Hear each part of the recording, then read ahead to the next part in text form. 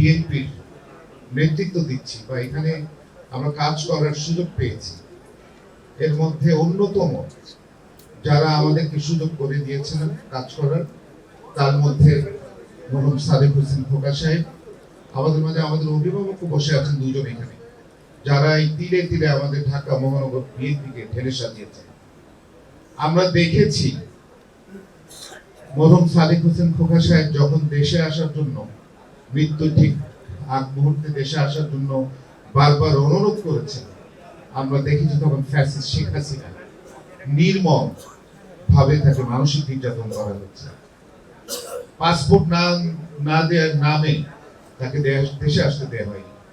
আমার ছোট ভাই ইশরাক বলেছেন আজকে নির্মম পরিহাস, আজকে শেখ হাসিনা পালিয়ে গেছে, উনি দেশে আসবেন কিনা সেটি নিয়েও আজকে আমাদের মনে সন্দেহ আছে। এবং আসলে দেশের মানুষের প্রত্যেকটি মানুষের রক্তের বিচার তার হবে।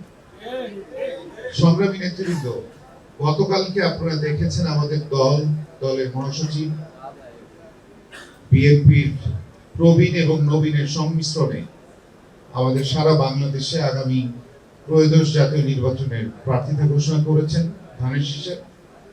এবং আপনারা দেখেছেন সেখানে অনেক আমাদের মতো তরুণদের জায়গা করে দিয়েছেন আমাদের প্রিয় নেতা বিএনপির ভারপ্রাপ্ত চেয়ারম্যান জনাব তারেক রহমান।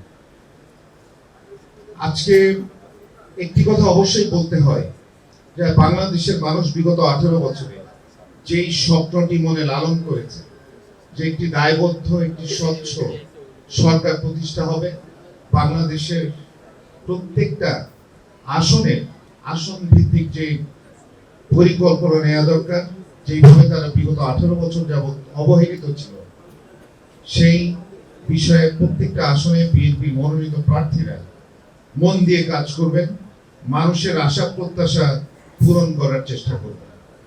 আমাদের মাঝে অভিভাবক আছেন, আমাদের ঢাকা 8 থেকে যিনি বারবার নির্বাচিত হয়েছেন, মেয়র হয়েছেন, মন্ত্রী হয়েছেন, আমাদের অভিভাবক জনাব মির্জা আব্বাস, এবং আমাদের মাঝে উপস্থিত ঢাকা 6 থেকে মনোনীত বিএনপির মনোনীত প্রার্থী আমার ছোট ভাই জনাব ইশরাক হোসেন।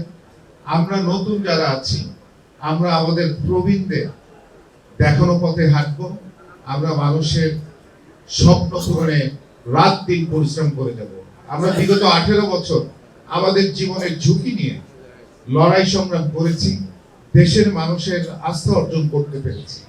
তাই আমরা আজকে বলতে চাই, বিএনপির ভারপ্রাপ্ত চেয়ারম্যান জনাব তারেক রহমানের নেতৃত্বে আগামী বাংলাদেশে নতুন করে যে বাংলাদেশ বিনির্মাণের স্বপ্ন, যে সংকল্প বিএনপি দেখিয়েছে, বিএনপি কথা বলছে, সেটি পূরণে আমরা দায়বদ্ধ থাকব এবং আমরা সেটি পূরণে রাত দিন পরিশ্রম করে যাব। বক্তব্য আমি আর বাড়াতে চাই না, আপনাদেরকে ধন্যবাদ জানাই।